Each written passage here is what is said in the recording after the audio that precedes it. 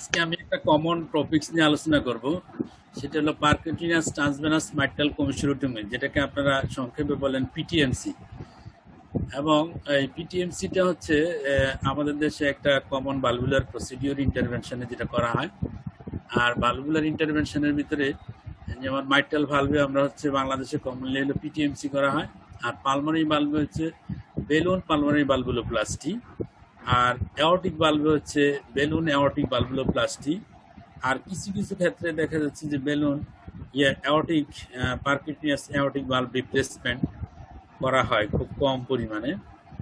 আমাদের দেশে কমনলি এই তিনটা ভালভের প্র্যাকটিসই বেশি হয়। একটা হলো পিটিএমসি, আর একটা হচ্ছে পালমোনারি ভালভুলোপ্লাস্টি, আর হচ্ছে অ্যাওর্টিক ভালভুলোপ্লাস্টি। এর ভিতরে সবচেয়ে কমন হচ্ছে পালমোনারি ভালভুলোপ্লাস্টি, কারণ হচ্ছে পালমোনারি ভালভ হচ্ছে মোর কমন ভালভ। আর যেই অ্যাওর্টিক ভালভ মাইট্রাল ভালভ, এবং মাইট্রাল ভালভ ডিজিজ হচ্ছে due to the rheumatic heart disease, এবং আমাদের দেশে রিউমেটিক হার্ট ডিজিজ খুব কমন। রিউমেটিক হার্ট ডিজিজের জন্য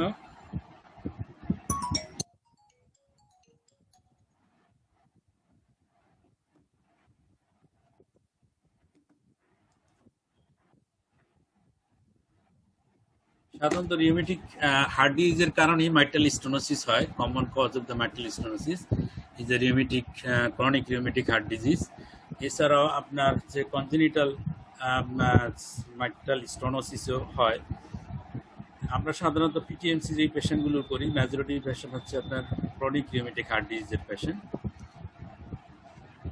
মাইট্রাল ভালভ বোঝার জন্য আমরা যদি একটু অ্যানাটমির দিকে তাকাই, যে মাইট্রাল ভালভ অ্যাপারেটাস এর ভিতরে যে পার্টগুলো থাকে, একটা হচ্ছে mitral valve annulus, next mitral leaflet with the commissure, mitral leaflet with commissure.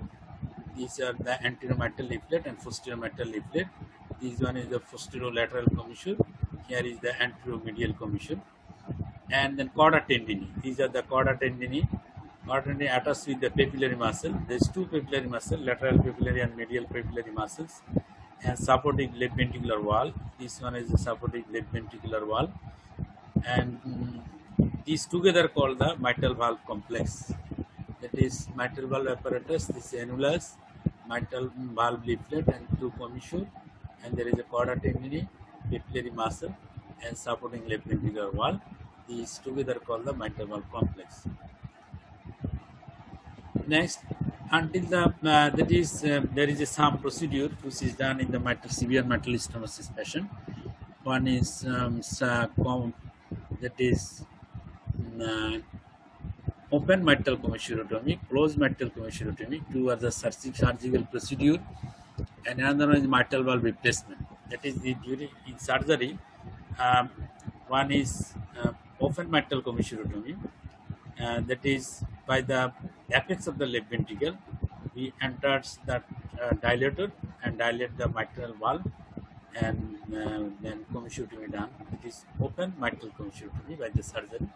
Closed mitral commissurotomy done. We go for the aortic valve replacement. Patient having the mitral stenosis, aortic valve replacement done, and mitral valve commissurotomy done during the opening of the chest. This is called open mitral commissurotomy. Another one is the mitral valve replacement. If mitral valve is heavily calcified, then we replace the mitral valve. These are the surgical procedure for the mitral valve. Before the invention of the that is PTMC in 1984, the only option for the mitral valve is the surgical treatment. That is, these three type of the treatment is available. But now PTMC is available due to the development of its procedure. Then PTMC acts as a same way as the surgical commissurotomy, but opening by the opening of the fused commissure. And PTMC is of the little or no help in case of the restricted valvular mobility caused by the valve fibrosis, severe subvalvular disease. যেমন severe সাবভালভুলার disease বা valve যদি severely fibrosis থাকে, thicken থাকে, calcified থাকে, সেই ক্ষেত্রে পিটিএমসি খুব বেশি হেল্প করতে পারে না। তাহলে ভালভের অবশ্যই দেখা যাচ্ছে যে একটা নির্দিষ্ট লেভেল আছে, যে লেভেল পর্যন্ত আমরা পিটিএমসি করতে পারবো। Mechanism of the PTMC, that is the mitral stenosis due to the thickening and narrowing of the mitral valve by the fibrosis, and the commissure also fused, both commissure. If by the balloon we split the commissure at the level of the commissure, there is the splitting of the commissure. This is the mechanism of the PTMC. PTMC তে আমরা যেটা করি balloon দিয়ে কমিশনটাকে open করা হয়, at least one commission যদি open হয় তার সাকসেসফুল পিটিএমসি আমরা ধরে নিই। And patient selection. The selection of the patient for the PTMC procedure is a complex decision involving the consideration of the clinical profile and the valve morphology. যেমন আমাদের দেশে আমরা সাধারণত পেশেন্ট সিমটোমেটিক না হলে আমরা পিটিএমসি করি না। যেমন মাইটাল স্টোনোসিসের পেশেন্ট উইথ সিমটম যদি থাকে, সিমটম সাধারণত থাকে যেমন shortness of the breath, palpitation এবং that is exertional dyspnoea, weakness, patient কোনো কাজ করতে পারে না, কাজ করলে শ্বাসকষ্ট হচ্ছে, বুক ধরফর করে, এই সমস্ত ক্লিনিক্যাল যদি সিমটম থাকে, অনেক সময় পেশেন্ট প্রেজেন্ট করে অ্যাট্রিয়াল ফিব্রিলেশন নিয়ে উইথ ফার্স্ট ভেন্ট্রিকুলার রেট অথবা লেফট হার্ট ফেলিউর নিয়ে পেশেন্ট প্রেজেন্ট করতে পারে। যেই পেশেন্টের দেখা যাচ্ছে যে সিমটমস যদি থাকে তার সাথে যদি মরফোলজি যদি সুইটেবল হয়, কারণ পিটিএমসি করার জন্য একটা নির্দিষ্ট লেভেলের ভাল্ব প্রয়োজন। যদি ভাল্ব হেভিলি ক্যালসিফাইড থাকে, খুব বেশি থিকেন থাকে, কর্ডার সাবভালভুলার চেঞ্জ যদি বেশি থাকে, সেই ক্ষেত্রে পিটিএমসি করা যাবে না। তাহলে একটা নির্দিষ্ট মরফোলজির ভাল্ব যদি থাকে, যেটাকে আমরা উইলকিন স্কোরের মাধ্যমে যে 8 বা তার নিচে যদি স্কোর থাকে, সেই সমস্ত পেশেন্টের ক্ষেত্রে আমরা সাধারণত পিটিএমসি করে থাকি। Evaluation of the patient must take into account the degree of functional disability, that is symptomatic analysis করতে হবে। তার ফাংশনাল ডিসেবিলিটি যদি অল্প থাকে সেই ক্ষেত্রে আমরা মেডিকেল ম্যানেজমেন্টের মাধ্যমে চিকিৎসা করি। আর নেক্সট হলো প্রেজেন্স অফ কন্ট্রাইন্ডিকেশন, যেমন to the transseptal catheterisation puncture, risk involve in surgery. যেমন দেখা যাচ্ছে একটা পেশেন্টের যদি সার্জারি করা হয় তাহলে রিস্ক বেশি, মর্টালিটি যদি রিস্ক বেশি থাকে, সেই ক্ষেত্রে আমরা পিটিএমসির জন্য অ্যাডভাইস করব। পেশেন্ট যদি ফাংশনাল ডিসেবিলিটি এমন পর্যায়ে হয় যে সে স্বাভাবিক কোনো কাজকর্ম করতে পারে না, সেই ক্ষেত্রে আমরা পিটিএমসি চিন্তা করব। তারপর যদি কোনো কন্ট্রাইন্ডিকেশন থাকে তাহলে আমরা পিটিএমসি করব না। যেমন পেশেন্টের লেফট এট্রিয়াল থ্রম্বাস থাকতে পারে, তার ইন্টারআর্টেরিয়াল সেপ্টামটা অনেক বেশি থিকেন থাকতে পারে, তারপর অ্যাসোসিয়েটেড মাইট্রাল রিগার্জিটেশন থাকতে পারে, যে রিগার্জিটেশন পিটিএমসি করার পর বেড়ে যে ইনটলারেবল হইতে পারে, বা অন্য কোনো ভালভের ডিজিজ আছে যার জন্য তার সার্জারি প্রয়োজন, সেই ক্ষেত্রে আমরা পিটিএমসি না করে সার্জারি, ভালভ সার্জারি আর মাইট্রাল ভালভের জন্য ওএমসি করার জন্য। তাহলে আমাদেরকে খুঁজতে হবে যে পেশেন্টের ফাংশনাল ডিসেবিলিটি কীরকম, পেশেন্টের সার্জিক্যাল রিস্ক কীরকম, পেশেন্টের কোনো কন্ট্রাইন্ডিকেশন আছে কি না, যে ইন্টারআর্টেরিয়াল সেপ্টাল পাংচার এবং পিটিএমসি করার ক্ষেত্রে কোনো কন্ট্রাইন্ডিকেশন আছে কিনা সেটা আমাদের দেখে নিতে হবে। যেমন আমরা কিছু জিনিস আমরা দেখি যে লেফট এট্রিয়াল থ্রম্বাস আছে কিনা, প্রথম ট্রান্সথোরাসিক ইকো করি, তারপর হচ্ছে ট্রান্সথোরাসিক ইকোতে কখনো বোঝা যেতে পারে, বোঝা নাও যেতে পারে, সেই ক্ষেত্রে আমার ট্রান্সইসোফেজিয়াল ইকোর হেল্প নিতে হয় ভালোভাবে বোঝার জন্য যে লেফট এট্রিয়াল কোনো থ্রম্বাস আছে কিনা। লেফট এট্রিয়াল যদি থ্রম্বাস থাকে, there is a chance of the thromboembolic manifestation and the stroke, acute stroke-এর সম্ভাবনা থাকে। নেক্সট যে মাইট্রাল রিগার্জিটেশন যদি থাকে, দ্যাট ইজ মাইট্রাল রিগার্জিটেশন যদি আমরা সাধারণত গ্রেড 1 পর্যন্ত আমরা যারা পিটিএমসি করি, গ্রেড 1-এর বেশি থাকলে পিটিএমসি আমরা করতে চাই না। কারণ হলো পিটিএমসি করার ফলে যদি আরও গ্রেড বেড়ে যায় 3 এবং 4, তাহলে acute left heart failure develop করে এবং পেশেন্টকে ম্যানেজ করা ডিফিকাল্ট হয়। সেই ক্ষেত্রে হচ্ছে দেন মাইট্রাল ভালভ রিপ্লেসমেন্টের প্রয়োজন হয়। এবং পিটিএমসি করতে গিয়ে যদি মাইট্রাল ভালভ রিপ্লেসমেন্টের প্রয়োজন হয়, সেটা পেশেন্ট পার্টি এবং সব কিছু ম্যানেজ করা খুব ডিফিকাল্ট হয়, সার্জারি টিম ম্যানেজ করা ডিফিকাল্ট, যার জন্য আমরা গ্রেড 1 পর্যন্ত আমরা অ্যালাউ করি, আর বেশি হলে আমরা পিটিএমসি করি না।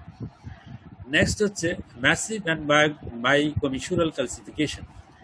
যদি কমিশনে যদি ক্যালসিফিকেশন থাকে, যেমন টিপে ক্যালসিফিকেশন থাকলে আমরা অ্যালাউ করি, কিন্তু কমিশনে ক্যালসিফিকেশন থাকলে আমরা অ্যালাউ করি না। এর কারণ হচ্ছে স্প্লিটিংটা হবে at the level of the commission. এখন যদি কমিশনে ক্যালসিফিকেশন থাকে, ফাইব্রোসিস অ্যান্ড ক্যালসিফিকেশন, তখন কিন্তু স্প্লিটিং হবে ভালভের মাঝখান বরাবর, যেমন এএমএল মাঝখান, পিএমএল এর মাঝখান বরাবর যদি টিয়ারিং হয়, তাহলে সাথে সাথে একিউট হার্ট ফেলিউর ডেভেলপ করবে, এবং একিউট হার্ট ফেলিউর ডেভেলপ করলে পেশেন্টকে সার্ভাইভ করা ডিফিকাল্ট, ইমিডিয়েট ভালভ রিপ্লেসমেন্টের প্রয়োজন। সুতরাং যদি কমিশনাল ক্যালসিফিকেশন থাকে, better to avoid the PTMC. Next severe aortic valvular disease, severe tricuspid valvular disease, that is other surgical procedure যদি পেশেন্টের প্রয়োজন হয়, যেমন এই ভালভ অ্যাওর্টিক ভালভের ডিজিজ বা ট্রাইকাসিড ভালভের খুব সিভিয়ারলি ডিজিজ, সেই ক্ষেত্রে অন্য ভালভের সার্জিক্যাল প্রসিডিউরের যদি প্রয়োজন হয়, সেই ক্ষেত্রে আমাদেরকে মাইট্রাল ভালভে আমরা পিটিএনসি না করে তাকে ওএমসি করার জন্য আমরা বলি। বা কখনো কখনো সিভিয়ার ট্রাইকাসিড স্টেনোসিস উইথ রিগার্জিটেশন, কিন্তু বোধ যদি স্টেনোসিস থাকে ট্রাইকাসিড অ্যান্ড মাইট্রাল, ট্রাইকাসিড ভালভে আমরা বেলুন ডাইলেটেশন করতে পারি, তারপর মাইট্রাল ভালভেও বেলুন ডাইলেটেশন করা যায়, কিন্তু সাথে যদি উইথ রিগার্জিটেশন থাকে সেই ক্ষেত্রে করা যাবে না। Severe concomitant coronary artery disease regarding the bypass surgery, যেমন তার মাইট্রাল বা স্টেনোসিসের সাথে যদি করোনারি আর্টারি ডিজিজ থাকে, যেমন লেফট মেইন ডিজিজ অথবা প্রক্সিমাল এলএডি ডিজিজ, মানে এমন ডিজিজ যেখানে বাইপাস সার্জারির প্রয়োজন, সেই ক্ষেত্রে বেটার টু অ্যাভয়েড দ্য পিটিএনসি। সেই ক্ষেত্রে আমরা সার্জারির জন্য আমরা রিকমেন্ড করব। Most investigators use the Wilkin score. This is one of the important scoring system to assess the patient whether he is suitable for PTNC or not, in which a total score under the 8 is considered to represent the favorable anatomy for the PTNC. This scoring system, it has the 4 points. One is the leaflet mobility, another is the valvular thickening, subvalvular thickening, another is the valvular calcification. প্রত্যেকটার আবার 4টা করে sub heading আছে, 4টা sub point আছে, যেমন 1 থেকে 4। এইভাবে দেখা যাচ্ছে মিনিমাম 4 অ্যান্ড ম্যাক্সিমাম হচ্ছে 16 পয়েন্ট। এর মধ্যে 8 বা তার নিচে যদি থাকে সেই ক্ষেত্রে আমরা পিটিএমসির জন্য রিকমেন্ড করি, মানে 8 বা তার নিচে থাকলে ভালো মরফোলজি সুইটেবল এবং পিটিএমসির রেজাল্টটা ভালো আসবে। তার বেশি হলে রেজাল্ট ভালো হয় না। যেমন লিফলেট মোবিলিটিতে আমরা কি দেখব, highly mobile valve with restriction of only the leaflet tip, that is rheumatic process এ টিপ থেকে শুরু হয়, টিপিক্যাল থিকনিং দিয়ে শুরু হয়। তাহলে টিপে যদি রেস্ট্রিকশন মুভমেন্ট থাকে কিন্তু other part of the valve is highly mobile, তখন আমরা বলি যে 1 leaflet mobility score 1। Next score 2 তে হচ্ছে mild mid portion and the base of the leaflet has reduced, and 3 হচ্ছে valve leaflet move forward during the diastole, mainly at the base যদি diastolic looming থাকে তাকে আমরা 3 বলি। No or minimum forward movement of the leaflet during diastole, that is diastolic looming disappear করে যাচ্ছে in the 4। ভালভটা পুরো ভালভটাই thicken যদি থাকে সেই ক্ষেত্রে হচ্ছে স্কোর 4 আমরা লেভেল করি। দ্যাট ইজ তাহলে লিফলেট মোবিলিটি হচ্ছে 4টা স্কোর। নাম্বার 1 হচ্ছে টিপের কাছে রেস্ট্রিকশন থাকবে, 2 হচ্ছে মিড পোরশন বেজের রেস্ট্রিকশন, 3 তো হলো বেজের কাছে ডায়াস্টলিক লুমিং থাকবে, নাম্বার 4 হচ্ছে কোনো মুভমেন্টই থাকবে না, that is thicken hail family thicken mitral valve. Valvular thickening, it is leaflet mobility, that is leaflet movement. আমরা দেখলাম যে মুভমেন্ট হচ্ছে টিপে মুভমেন্ট রেস্ট্রিকশন, মিড পোরশন বেজে মুভমেন্ট,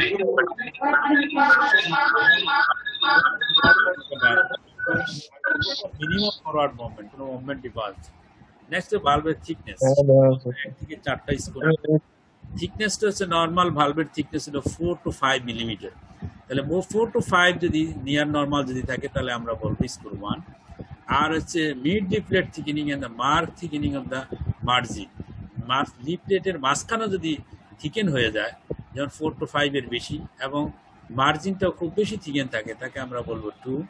আর 3 হচ্ছে thickening extend through the entire leaflet, পুরো লিফলেট যদি 5 to 8 millimetre thicken থাকে তাকে আমরা বলবো স্কোর 3। আর 4 হলো mark thickening of all leaflet tissue, that is more than 8 to 10 millimetre. 4 to 5, 5 to 8 and more than 8 to 10 যদি হয় সেক্ষেত্রে আমরা বলতেছি যে মার্ক থিকেনিং এবং এটি স্কোর 4। তাহলে দেখা যাচ্ছে যে লিফলেট থিকেনিং যদি আমরা দেখি 4 to 5 হলে আমরা 1 বলবো। আর হচ্ছে যদি থিকেনিং যদি এক্সটেন্ড করে যে mid part of the leaflet, আর টিপে যদি বেশি থিকেনিং থাকে তখন আমরা বলবো 2। আর যে পুরো লিফলেটটা যদি 4 to 8 যদি মিলিমিটার থিকেন হয়, আর পুরো লিফলেটে যদি more than 8 to 10 millimetre thickening হয় সেখানে আমরা বলবো মার্ক অর 4।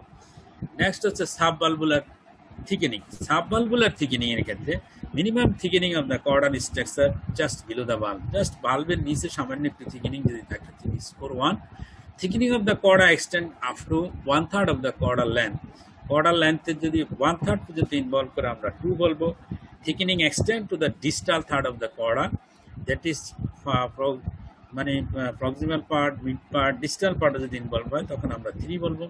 এক্সটেন্সিভ থিকেনিং মানে কর্ডা থিকেনিং এর সাথে শর্টেনিংও যদি হয়ে যায়, of all chorda extending down to the papillary muscle পর্যন্ত যদি এক্সটেন্ড করে তখন আমরা বলবো সাবভালভুলার থিকেনিং হচ্ছে 4। Then valvular calcification, single area of increase echogenicity, brightness যদি থাকে, ইকোজেনিক ব্রাইটনেস যদি থাকে সিঙ্গেল এরিয়া, সেটাকে আমরা বলবো score 1।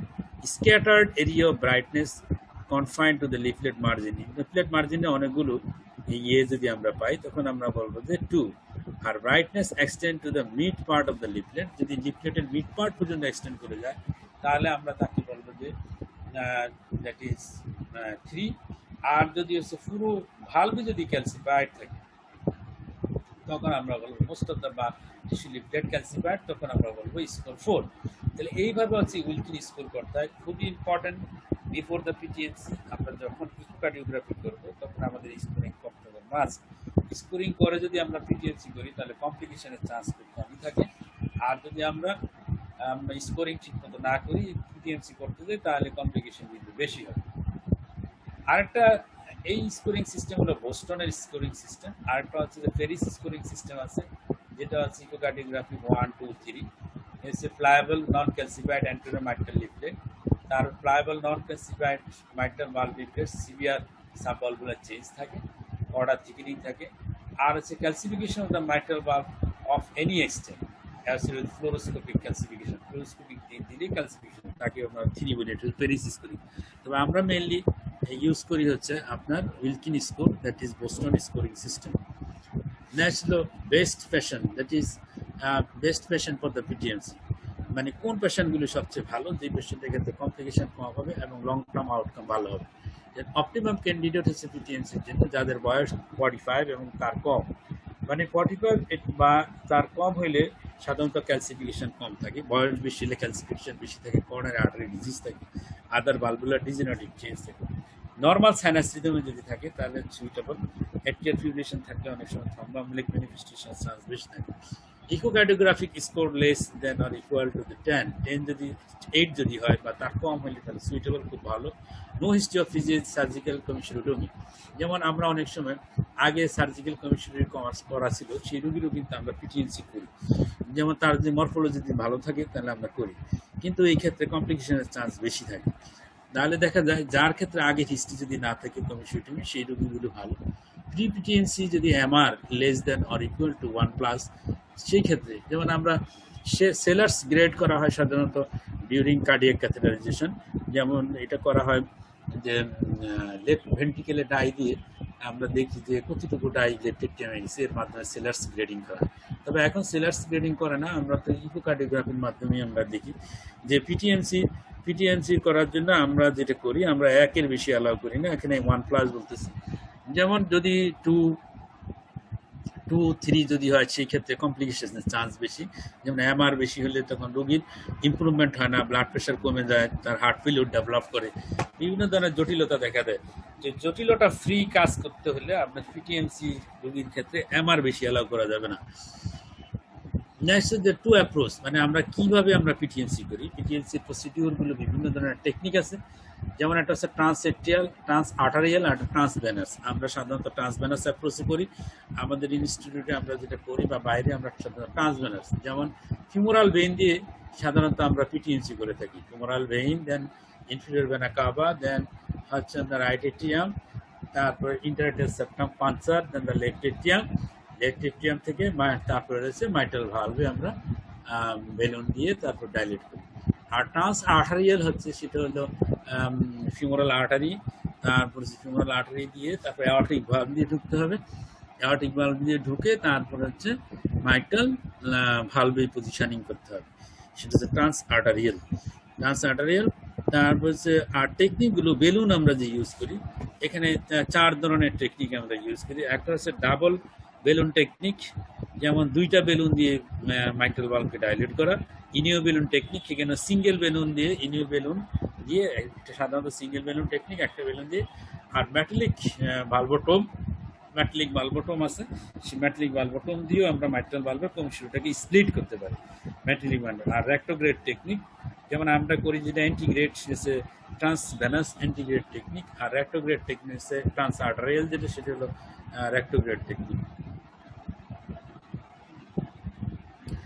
Natural selection of appropriate size of the balloon খুব ইম্পর্টেন্ট ইস্যু, যে আমরা যে কতটুকু সাইজের বেলুন নিব ডাইলেট করার জন্য। যদি বেলুন যদি খুব বেশি বড় সাইজের হয় সেই ক্ষেত্রে হচ্ছে আপনার হচ্ছে মাইট্রাল রিগার্জিটেশন হওয়ার চান্স বেশি, যার কমি শুরুর আপনার সেটা হচ্ছে এনুলার রাপচার হয়ে যাওয়ার সম্ভাবনা বেশি থাকে, সেই ক্ষেত্রে ক্যাটাস্ট্রফি হওয়ার সম্ভাবনা বেশি। সুতরাং appropriate size of the balloon is important issue for the PTMC. A simple equalization to the simple equation to obtain the reference size, that is balloon size equal to পেশেন্টের হাইট নিতে হবে, height in centimetre divided by 10 plus 10। যদি কোনো পেশেন্টের height যদি হয় ধরুন 150 centimetre, যদি তার হাইট হয় 150কে আমরা 10 যদি ডিভিশন করি আমরা পাচ্ছি 15 সাথে আরও 10 যদি যোগ করি তাহলে 25। তাহলে দেখা যায় যদি 150 সেন্টিমিটার হাইটের কোনো পেশেন্ট যদি থাকে তার জন্য 25 মিলিমিটারের বেলুন আমাদেরকে ইউজ করতে হবে। যদি কোনো পেশেন্টের যদি হাইট হয় যেমন 160 সেন্টিমিটার, তাহলে তার 26 মিলিমিটার 26 মিলিমিটারের বেলুন আমাদের লাগবে। তাহলে দেখা যাচ্ছে যে বেলুনের ডায়ামিটার হচ্ছে হলো 20 মিলিমিটারে আমরা বেলুনের সাইজ অ্যাসেসমেন্ট করি, আর হাইট নিতে হবে centimetre. The relationship of one's height to the diameter of the mitral valve orifice is not necessarily linear, মানে হাইটের সাথে এবং ডায়ামিটার বেলুন সাইজ সবসময় কিন্তু একই রিলেশনশিপ মেনটেন করতে নাও পারে। আমরা ধরে নেই যে হাইটের সাথে বেলুনের একটা লিনিয়ার রিলেশনশিপ থেকে আমরা এইভাবে সাইজিং করি, কিন্তু সেই ক্ষেত্রে অ্যাপ্রোপ্রিয়েট সাইজ অ্যাসেসমেন্ট নাও হইতে পারে। তারপর হচ্ছে কি annular calcification will affect the size of the mitral valve orifice regardless of the patient physical constitution. দেখেন হাইট বেশি কিন্তু মাইট্রাল ভালভ ওরিফিস খুবই কম, এনুলার সাইজও কম, সেটা হচ্ছে ভালভ ক্যালসিফিকেশনের জন্য এনুলার সাইজ ছোট হয়ে যেতে পারে। তাহলে দেখা যাচ্ছে যে শুধুমাত্র আমরা এই ইকুয়েশন দিয়েই ভালভ সাইজ অ্যাসেসমেন্ট করলে হবে না, আমি ইকুয়েশনটাও সাথে নিব, তার সাথে হচ্ছে ইকোকার্ডিওগ্রাফিক্যালিও মাইট্রাল ভালভের এনুলার সাইজ অ্যাসেসমেন্ট করতে হবে। অ্যাসেসমেন্ট করে তারপরে অ্যাপ্রোপ্রিয়েট সাইজ সিলেকশন করতে হবে কমপ্লিকেশন প্রিভেনশন করার জন্য। The selection of the balloon size by the direct measurements of the mitral annular diameter using the 2D echocardiography. The minimal mitral annular diameter should be adapted to avoid the risk of tearing the leaflet. যেমন এখানে এটা আমরা 2 chamber ভিউতে যে mitral ভালভের annulus আমরা measure করলাম, this is the annulus, that is 22 millimetre. আমাদেরকে এইভাবে আগে অ্যাসেস করে নিতে হবে যে মাইট্রাল ভালভ অ্যানুলাসে এটা আমরা 4 চেম্বার বা 2 চেম্বার ভিউতে আমরা অ্যাসেস করতে পারি। যে মিড টু এন্ড সিস্টোলে আমরা সাধারণত অ্যাসেসমেন্ট করি, যে মিড টু এন্ড সিস্টোলের সময় যে কতটুকু ডায়ামিটার থাকে, সেই ডায়ামিটার দিয়েও কিন্তু আমরা মাইট্রাল বেলুনের সাইজ আমরা অ্যাসেস করতে পারি। তাহলে দেখা যাচ্ছে আমরা দুইটা জিনিস নিতে হবে, একটা হচ্ছে হাইটের সাথে অ্যাসেসমেন্ট করে কতটুকু বেলুন লাগবে, আরটা হচ্ছে 4 চেম্বার এবং 2C এবং 4C, 4 চেম্বার এবং 2 চেম্বার ভিউতে আমরা মাইট্রাল ভালভ অ্যানুলার অ্যাসেসমেন্ট করে আমরা সাইজিং করতে হবে। নেক্সট হলো পিটিএমসির জন্য কিছু জেনারেল কনসিডারেশন আছে, যেমন PTMC is usually perform on fasting patient. আমরা ফাস্টিং রেখি সাধারণত PTMC 4 to 6 hour fasting. Obtain a transoesophageal echo, আমরা আগে একটা ট্রান্সইসিফিজিয়াল ইকো করে নিই, কেন কোনো থ্রম্বাস আছে কিনা সেটা রুল আউট করার জন্য। ইন্টাররেক্টাল থিকনেস আমরা দেখি, এমআরটা ভালোভাবে বোঝার জন্য। মাইট্রাল ভালভ অ্যানাটমি বা মরফোলজি অ্যাসেসমেন্ট করার জন্য ট্রান্সইসিফিজিয়াল ইকো হলো best. So obtain a transesophageal echo to confirm the pre-PTMC valve score, quantify the baseline degree of the MR, and rule out the presence of the intracardiac thrombus. Interprocedural transthoracic echo আমরা করি procedure চলাকালীন সময় to assess the baseline valve characteristics and the degree of the MR after each balloon inflation. তাহলে দেখা যাচ্ছে যে আমার before procedure আমার একটা ট্রান্সএসোফেজিয়াল ইকো করা উচিত প্রত্যেকটা পিটিএমসি রোগীর ক্ষেত্রেই। সেটা হলো to exclude the thrombus and to assess the mitral regurgitation and proper assessment of the Wilkin score. Next হলো পার অপারেটিভ হচ্ছে ট্রান্সথোরাসিক ইকো আমাদের দেখা উচিত, যে পিটিএমসি করার পর কতটুকু এমআর হলো এটা দেখার জন্য অবশ্যই ক্যাথল্যাবে একটা ইকোকার্ডিওগ্রাফি মেশিন থাকা উচিত। থাকলে আমরা সাথে সাথে কিন্তু কোনো কমপ্লিকেশন হচ্ছে কিনা সেটা অ্যাসেস করতে পারি, যেমন পেরিকার্ডিয়াল ইফিউশন ডেভেলপ করতে পারে, হিমোপেরিকার্ডিয়াম, তারপর মাইট্রাল রিগার্জিটেশন বেশি পরিমাণে ডেভেলপ করতে পারে, এগুলো অ্যাসেসমেন্টের জন্য আমাদের ভর্তিতে একটা মানে ক্যাথ ল্যাবের ইয়ে থাকা উচিত, মানে ইকোকার্ডিওগ্রাফি বোথ ট্রান্সথোরাসিক ট্রান্সফিজিয়াল ইকো থাকা উচিত। নেক্সট হলো antibiotic prophylaxis is given before obtain the access, মানে আমাদের প্রসিডিউর আগে কিন্তু আমরা সেপ্ট্রাক্সন 1 গ্রাম আমরা দিয়ে নিই, কারণ হচ্ছে এখানে ইনফেক্টিভ এন্ডোকার্ডাইটিস হওয়ার সম্ভাবনা থাকে, এই জন্য অ্যান্টিবায়োটিক প্রোফাইল্যাক্সিস অবশ্যই দিতে হবে। এবং ইনফেক্টিভ এন্ডোকার্ডাইটিস যদি ডেভেলপ করে ফলোইং পিটিএমসি, সেই ইনফেক্টিভ এন্ডোকার্ডাইটিস ম্যানেজ করা খুব ডিফিকাল্ট হয়, কারণ এটা হচ্ছে সাধারণত জায়গায় রেজিস্ট্যান্স অর্গানিজম দিয়েই ইনফেক্টিভ এন্ডোকার্ডাইটিস ডেভেলপ করে, সেই ক্ষেত্রে মর্টালিটি ভেরি হাই। নেক্সট হলো ট্রান্সভেনাস অর ইন্টিগ্রেট অ্যাপ্রোচ, মানে আমরা ইন্টিগ্রেট অ্যাপ্রোচ হলো ট্রান্সভেনাসকে বলি, আর রেক্টোগ্রেড অ্যাপ্রোচ হলো যদি ট্রান্স আর্টারিয়াল যদি আমরা করি সেটা হলো রেক্টোগ্রেড অ্যাপ্রোচ, মানে ফ্লোর অ্যাগেনিস্টে, এটা ফ্লো টুয়ার্ডস দ্য ফ্লোর দিকেই আমরা করতেছি। More widely used approach and is usually performed through the femoral vein. Transseptal catheterization is the first and one of the most crucial step of this procedure. মানে এখানে সবচেয়ে important হচ্ছে যে ইন্টারআর্টিয়াল সেপ্টামকে puncture করা। যখন আমরা ইন্টারআর্টিয়াল সেপ্টাম পাঞ্চার করি তখন মনে হয় যেন নিজের হার্ট নিজে ফুটা করে দিচ্ছি, তখন এই চেস্ট পেন শুরু হয়ে যায়, বুক দর্পণ, না অপারেটরই বুক দর্পণ শুরু হয়ে যায়, কারণ হচ্ছে অনেকটা ট্রান্সসেপ্টাল ক্যাথেটারাইজেশন যেটা করা হয়, যে পাঞ্চার যেটা করা হয়, অনেকটা ব্লাইন্ড প্রসিডিউর। নেক্সট হচ্ছে transseptal catheterisation. Transseptal catheterisation originally developed by the Koof and by the Rose in the 1959. The conditions necessary for the safe and the successful transseptal catheterization are knowledge of the anatomy, which may be modified the patient with mitral stenosis, in whom the normal geometry has been lost because both the atria are enlarged and the convexity of the septum is exaggerated.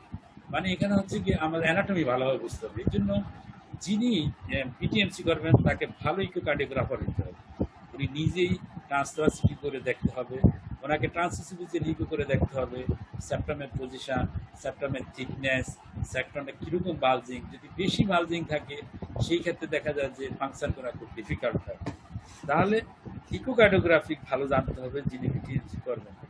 Knowledge of the contraindication সম্পর্কে ভালো ধারণা থাকতে হবে, কোন ক্ষেত্রে আমরা করবো না। Experience of the operator also very very important, as because transseptal puncture is অনেকটা ব্লাইন্ড প্রসিডিউর, যার জন্য experience of the operator is very very important.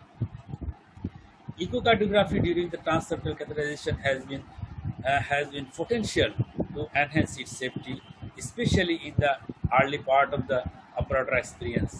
তাহলে echocardiography during the transseptal catheterisation, মানে ইকোকার্ডিওগ্রাফি ট্রান্সসেপ্টাল ইকো যদি গাইডে করা যায় তাহলে বেস্ট।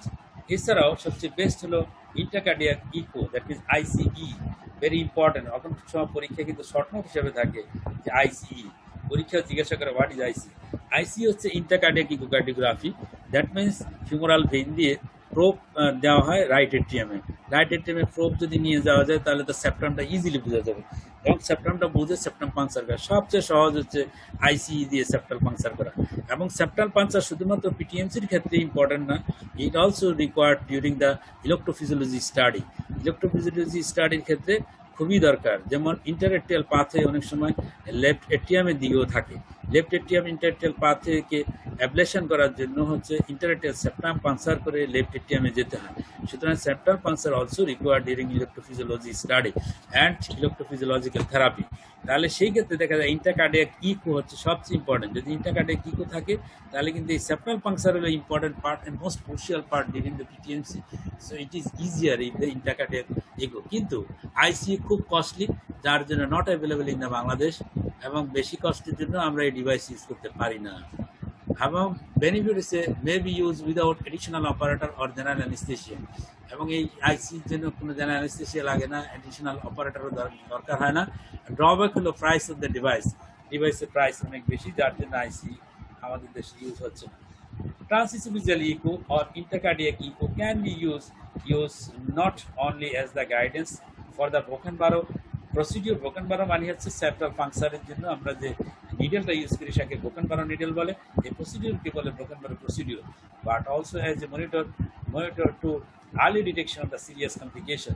এবং আইসিসি থাকে তাহলে সিরিয়াস কমপ্লিকেশন আমরা যেমন ডিটেক্ট করতে পারবো। When using angiographic landmark is commonly used by the season operator. That means যারা এক্সপিরিয়েন্স অপারেটর তারা কিন্তু ট্রান্সমিশন লিকো বা আইসি এগুলো কিছু ইউজ করে না, তারা শুধুমাত্র অ্যাঞ্জিওগ্রাফিক ল্যান্ডমার্ক দিয়ে সেপ্টাল পাঞ্চার করে থাকে। নেক্সট হলো কোন ভিউতে আমরা সাধারণত সেপ্টাল পাঞ্চার করি।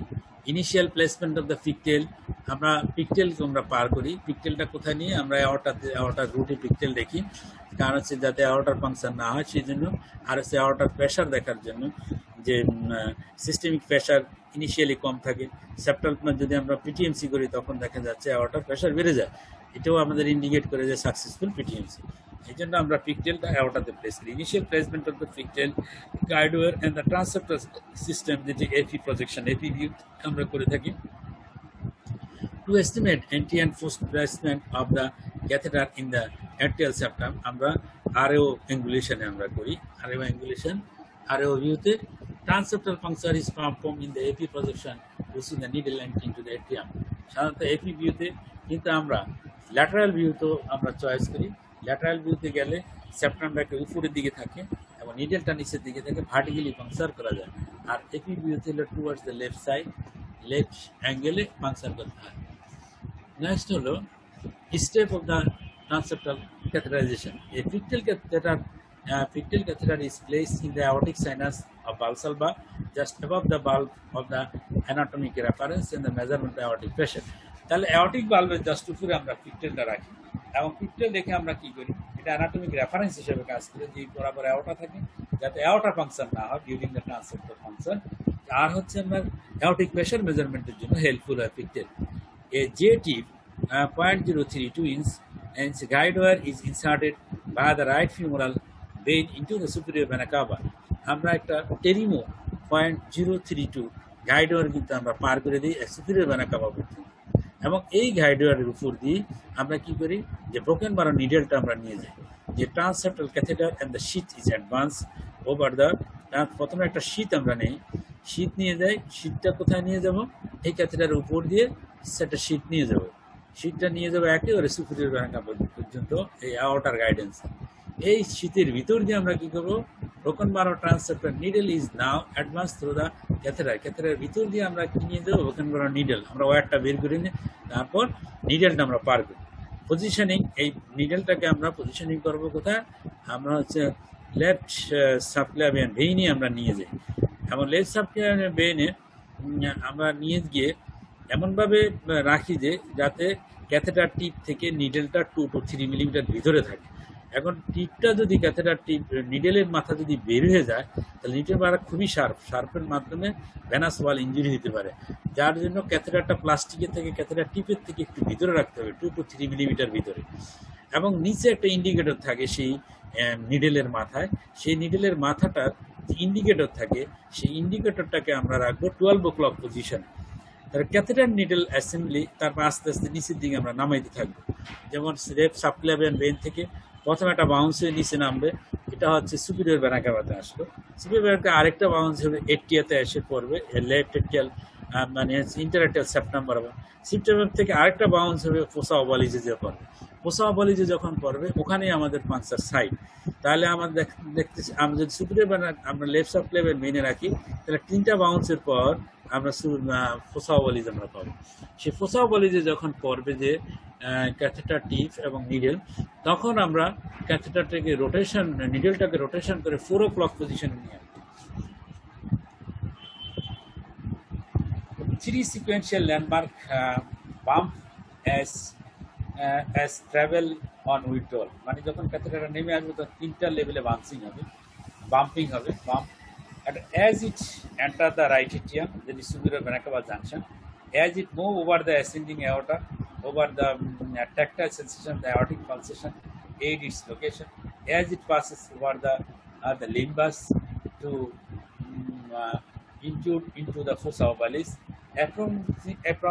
Approximately 15 to 20% of the patient has a foramen that is persistent foramen ovalis, which allow unobstructed passes of the catheter assembly into the LA without needle function. দেখা যাচ্ছে 15 থেকে 20% ক্ষেত্রে কোনো পাংচারিং প্রয়োজন হয় না, পার্সিস্টেন্ট ফোরামেনা ওয়ালিস থাকে, পার্সিস্টেন্ট ফোরামেনা ওয়ালিস দিয়ে নিডেলটা ভিতরে চলে যায়, সেক্ষেত্রে আর পাংচারের প্রয়োজন হয়।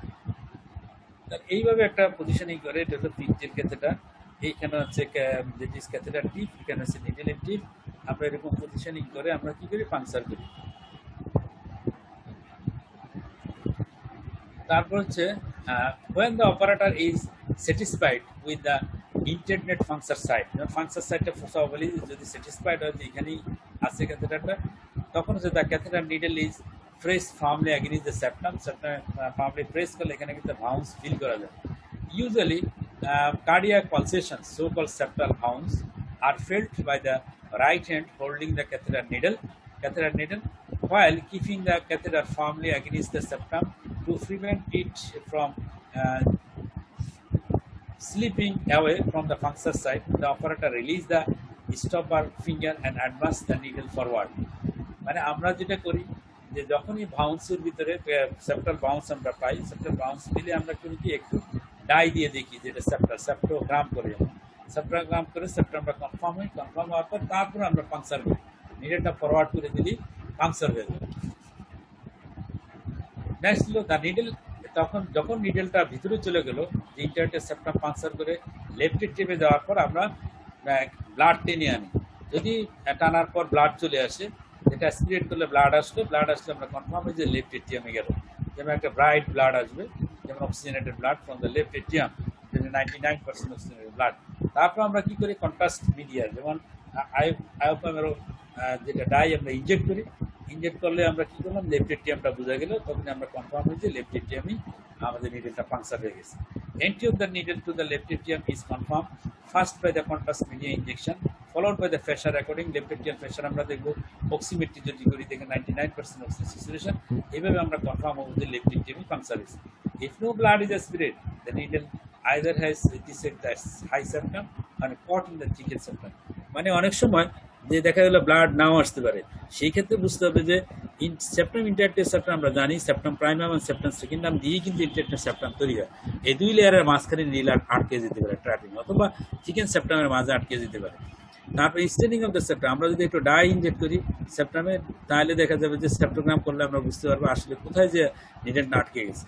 Staining of the septum with the injection of the small amount of the contrast media easily distinguish the two, clearly বোঝা যায়।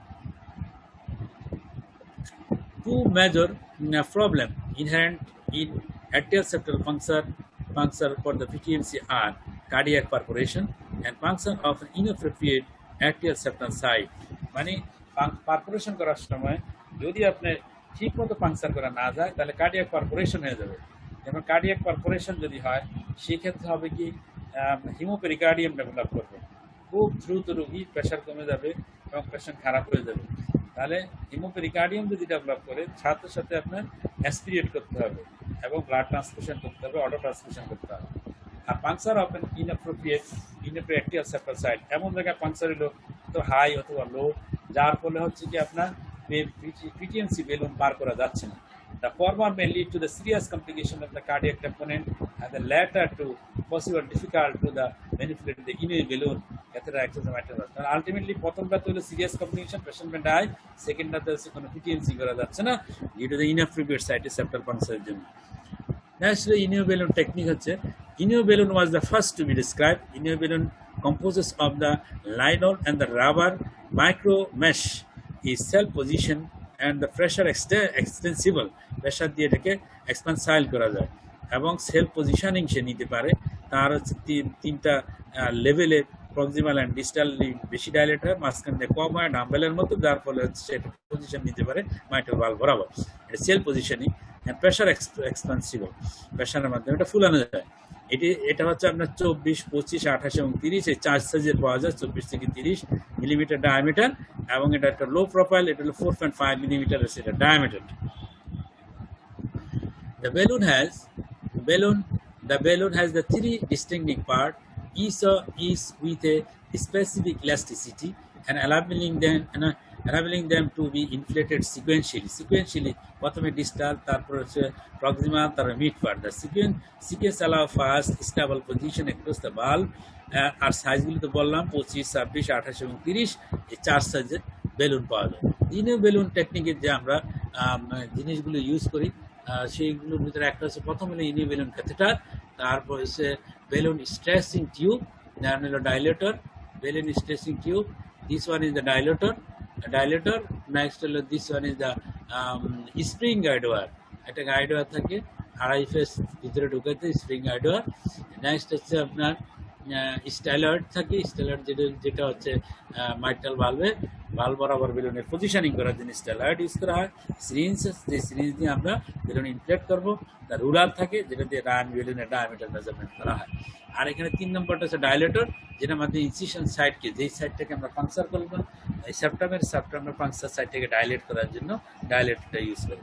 আর বেলুন স্ট্রেসিং টিউব যেটা, এই টিউবটা দিয়ে বেলুনটাকে স্ট্রেস করা হয়, বেলুনটাকে লম্বা করার জন্য এটা ইউজ করা হয়। আফটার অ্যালে অ্যাক্সেস, যদি আমরা অ্যালেতে যখন চলে গেলাম, অ্যালে অ্যাক্সেস অফটেন দ্য ইন্টারনেটের সেপ্টাম ইজ ডাইলেটর দিয়ে আমরা ডাইলেট করি। ইনে balloon is tracked over the special guide wire. এটি স্পেশাল গাইড ওয়্যার মানে হলো স্প্রিং গাইড ওয়্যারটা আমরা পার করব। সেই স্প্রিং গাইড ওয়্যারের উপর দিয়ে তখন আমরা কী করবো, ইনে বেলুনটাকে নিয়ে যাব অ্যালেতে। তার বেলুন সাইজটা আমরা, যেটা হলো বাচ্চাদের ক্ষেত্রে সাধারণত স্মল ফ্যাশন বাচ্চাদের 26 মিলিমিটার, 28 ইউজ করা হয়।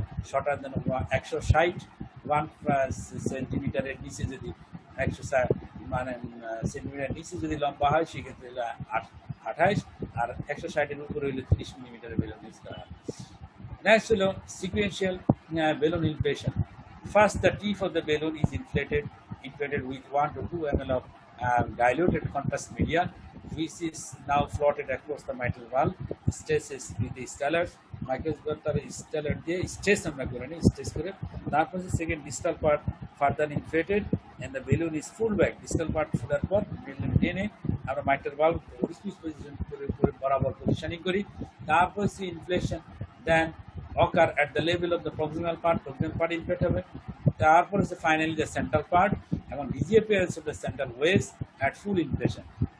central waves disappear করার পরেই আমরা বুঝবো successful PTMC। like this is the first distal part, then positioning over the mitral valve, তারপর হচ্ছে proximal part ডাইলেট করলো, তারপর হচ্ছে কি মাঝখানটা ডাইলেট করলো এবং disappearance of the waves হলে আমরা বুঝবো যে পুরোপুরি বেলুন ডাইলেটেশন হলো। নেক্সট হলো the first inflation is performed 4 millimeter below the maximum balloon size. Maximum balloon size যতটুকু দরকার তার চেয়ে 4 মিলিমিটার কম আমরা ফুলাবো, and the balloon size is increased in step of 1 millimeter each। তাহলে 4 বার আমি ফুলাইলাম, 1 মিলিমিটার করে বাড়ায়। আর আমার যদি 26 দরকার হয়, তাহলে আমি প্রথমে করবো কি, প্রথমে 22 আমি ফুলাবো, 22 পর তারপরে দিব 1.23, তারপরে 1.24, তারপরে 1.25, তারপরে 1.26। এইভাবে গ্রাজুয়ালি ফুলাইলে সবচেয়ে ভালো, কমপ্লিকেশন কম হয়। The balloon is then deflated and neutral into the left atrium। তার লেফট এটিএমে যখন নিয়ে আসলাম আমি বেলুন ডাইলেট করার পর, তখন আমি বেলুনের ভিতর দিয়ে কিন্তু প্রেশার দেখা যায়। তখন হলো pressure gradient across the mitral valve is measured। mitral valve after each balloon dilatation measure করব। Echocardiography may be used to assess the mitral valve area, deflate mobility, degree of MR। আমি যদি transfer eco রাখি সাথে, তাহলে আমি easily অথবা transfer আছি eco দিয়ে আমি ভালভের মর্ফোলজি এবং কিরকম আপনার সাকসেসফুল হয়েছে সেটাও বোঝা যাবে বা কোনো কমপ্লিকেশন হচ্ছে। If mitral regurgitation has not increased by the more than 4/1 and the valve area is less than 1 centimeter square per meter square of the body surface, the balloon is re-advanced across the valve। তাহলে দেখা যাচ্ছে যে আমার mitral valve area খুব এডুকেটলি যদি gain না হয়, তারপরে আমার এমআরও খুব ডেভেলপ করছে না, সেই ক্ষেত্রে আমি কি করব, আবার প্রসিডিউর রিপিট করব এবং ডায়ামিটার আরও 1 মিলিমিটার বাড়িয়ে নিব for the successful procedure. Next হলো আমাদের ইনিও বেলুন ছাড়াও আমরা বলছি যে ডাবল বেলুন টেকনিক, যে 2টা বেলুন দিয়ে আমরা পিটিএমসি করতে পারি। এরকম 2টা বেলুন পাশাপাশি প্লেস করে ফুলিয়ে দিতে পারি। এছাড়াও আমরা যেটা করি যে ইনিও বেলুন ছাড়াও মেটালের মাধ্যমে আমরা করতে পারি। যেমন এই যে মেটালিক, যেটা হলো ডাইলেটেশন মেটালের মাধ্যমে, মেটালিক ডাইলেটেশন, মেটালিক কমিশিউরোটমি। এই মেটালিক কমিশিউরি হচ্ছে 1919 দিকে, আর হচ্ছে পিটিএমসির বেলুন হচ্ছে 1959-এ কিন্তু ডেভেলপ করে। তার 30 বছর পরে মেটালিক বেলুন আবিষ্কার হয়। সেটা হলো কি, এবং এটা সাধারণত দেখা যায় যে ক্লোজ মাইট্রাল কমিশিউরোটমি যে টাফস ডাইলেটর ইউজ করে, সেই টাফস ডাইলেটরের ধরনেই এটা তৈরি করা হয়েছে। তবে এক্ষেত্রে কমপ্লিকেশন বেশি হয় এবং মেটালিক ডাইলেটেশনে, যার ফলে মেটালিক ডাইলেটেশন খুব একটা বেশি বর্তমানে ইউজ করা হয় না। এখন আসেন আমরা পিটিএনসি করার পর কীভাবে বুঝবো যে আমার সাকসেসফুল পিটিএনসি হচ্ছে। আমরা কি চাই? Vital valve area of more than 1 centimetre square per metre square body surface area, মানে 1 centimetre per metre square body surface area আমাদের টার্গেট মোর দ্যান, এবং complete opening of at least 1 commission, 2টা কমিশন একটা খুলতে হবে। Appearance or increment of regurgitation appearance or increment of regurgitation greater than 1.4, মানে আমরা কিন্তু যদি দেখি যে তার এমআর যদি বেড়ে যাচ্ছে, একের বেশি হয়ে যায়, সাথে সাথে আমাদের বন্ধ করে দিতে হবে, আমরা প্রসিডিউর চাই না। তাহলে একের বেশি যদি হয় সেই ক্ষেত্রে আর আমরা কি প্রসিড করব না, এমআর যদি একের বেশি চলে আসে। নেক্সট হলো প্রি প্রসিডিউরাল, যেমন দেখেন mitral valve both commission is closed, হ্যাঁ, তারপরে পিটিএমসির পরে একটা কমিশন খুলে গেছে, 26 মিলিমিটার বেলুন দিয়ে ডাইলেট করা আছে, হ্যাঁ, তারপরে কোনো এমআর নাই, একটা কমিশন খুলে গেল, কোনো এমআর নাই, একটা কমিশন খুললো, 26 মিলিমিটার বেলুন 24 মিলিমিটারে দিয়ে আমরা খুলেলাম। তারপর আস্তে আস্তে আমরা 25-এ গেলাম, 1 মিলিমিটার করে বাড়ায় 25-এ যাওয়ার পর দেখা গেলো 2টা কমিশন খুলে গেছে, আর মাইল্ড এমআর 2টা কমিশন খুলে গেছে, মাইল্ড এমআর হচ্ছে, সেই ক্ষেত্রে আমরা এখানে স্টপ করে দিচ্ছি, আমরা কিন্তু 26-এ পুরোপুরি যাচ্ছি না। তাহলে এইভাবে হলো প্রসিডিউর, স্টেপ বাই স্টেপ আমাদের আগাইতে হবে। Next, immediate result. The improvement in the valve function result is an immediate decrease in the left atrial pressure and a slight increase in cardiac index. That means left atrial pressure কমে যাবে। Left atrial pressure যদি থাকে আমি 30 পেলাম, দেখা গেল যে left atrial প্রেশারটা কমে 4-5 চলে এলো। তারপর দেখা গেল কার্ডিয়াক ইন্ডেক্স মানে হচ্ছে যে কার্ডিয়াক আউটপুট বেড়ে যাবে। আমরা সাধারণত দেখি যে সিস্টোলিক ব্লাড প্রেশার অনেক বেড়ে যায়, অ্যাওর্টাতে আমাদের যে পিকটেল থাকে যদি আগে 90 থাকে, পরবর্তী পিটিএমসির পরে 120 ব্লাড প্রেশার চলে আসছে, যদি কার্ডিয়াক ইন্ডেক্সও বেড়ে যায়, লেফট এট্রিয়াল প্রেশার কমে যায়। A gradual decrease in the pulmonary arterial pressure, decrease in pulmonary arterial pressure, pulmonary arterial systolic pressure দেখা যায় গ্রাজুয়ালি কমে যায়, pulmonary vascular resistance is seen, vascular রেজিস্ট্যান্সও কমে যায়। High pulmonary vascular resistance continue to decrease in the absence of the restenosis, মানে high pulmonary vascular resistance যদি থাকে, রেজিস্ট্যান্স না হলে গ্রাজুয়ালি আস্তে আস্তে কমতে থাকে। Improvement in the pump function of the left atrium pumping function বাড়ে, and the left atrial appendage decrease the left atrial stiffness as also occur, left atrial stiffness কমে যায়। তারপর কমপ্লিকেশন হচ্ছে কি কি কমপ্লিকেশন হয়? রোগী মারা যেতে পারে, হিমোপেরিকার্ডিয়াম ডেভেলপ করে, তার হাইপোটেনশন ডেভেলপ করে, মাইটাল লিগারিজেশন ডেভেলপ করে, হার্ট ফেলিউর ডেভেলপ করতে পারে। তাহলে mortality, procedural mortality has range from 0 to 3% in the most series।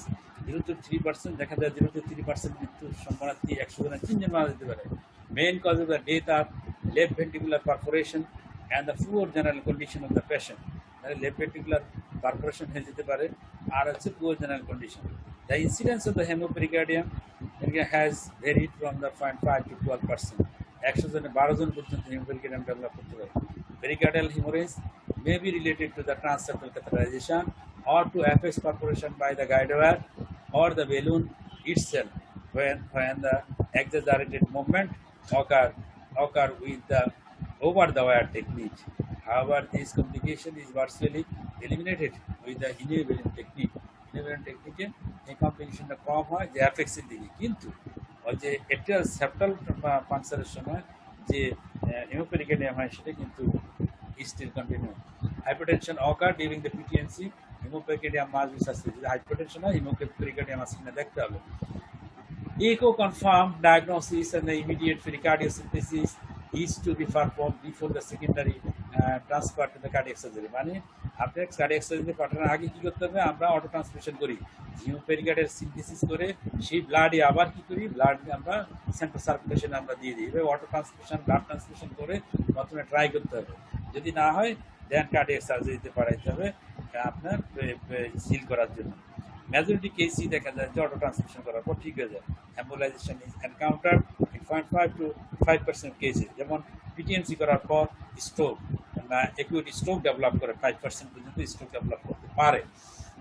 Next, severe MR, severe mitral regurgitation is rare It frequently ranges from 2 to 19%. 2 থেকে 100 জনের 2 জন থেকে 19 জন পর্যন্ত হয়। Cause of MR হচ্ছে non-commissural tear of the posterior anterior leaflet, excessive commissural splitting, rupture of pupillary muscle. Sometimes pupillary muscle may be ruptured, and it causes the capacity and patient die. Severe mitral regurgitation occur in patient with the unfavorable anatomy, extensive subvalvular disease, and valve calcification. Severe mitral regurgitation may be well tolerated, but more often it is not, and surgery must be scheduled. Surgery করে save করতে হবে। And the frequency of the ASD after PTNC varies from the 10 to 90%, and according to the technique used for this detection. The shunts are usually small and restricted type with high velocity flow. Old age fluoroscopic evidence of the mitral valve calcification, high echocardiographic scope, intuition, lower cardiac output, and higher and the function class are the factor that leads to the patient to develop the right to left shunt. মানে সাধারণত দেখা যায় যে right to left shunt হয় এইচডির কারণে কাদের ক্ষেত্রে older age যদি থাকে, আর বাল্বে যদি ক্যালসিফাইড বাল্ব যদি থাকে, তারপর হাই ইউক্যাটেগরি স্কোরে যদি পেশেন্ট হয়, তারপর হচ্ছে pre PTMC lower cardiac output, that is blood pressure যদি কম থাকে, high pre PTMC NOS functional class যদি থাকে, এই সমস্ত রোগীর ক্ষেত্রে দেখা যায় লেফট টু রাইট শান্ট বেশি হয়। Definition of the good immediate result. Good immediate result definition কিভাবে ডিফাইন করি আমরা কিভাবে? A final valve area greater than 1.5 cm square or an increase of at least 25% in the valve area. valve area যা ছিল তার যদি at least 25% যদি বেড়ে যায়, তাহলে আমরা বলবো যে এটা হলো good immediate result. A final valve area greater than 1.5 cm square without mitral regurgitation greater than 2/4. এরকম হলে আমরা তখন বলবো যে successful PTNC. Long-term outcome key restenosis হয় কিন্তু if PTNC is initially successful, survival rate are excellent. The need for the second surgery is infrequent and functional improvement occur in most cases. Restenosis after the PTNC has generally been defined as a loss of more than 50% of the initial gain.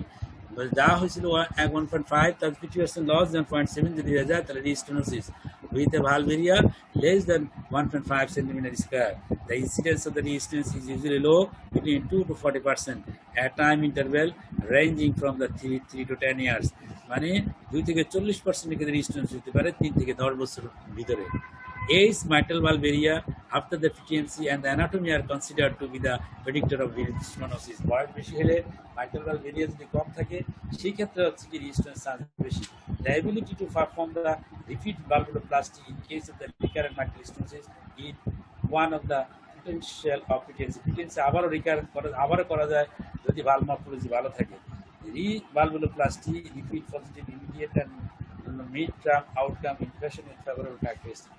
ভালো যদি থাকে morphology তাহলে outcome ভালো থাকে। Thank you all for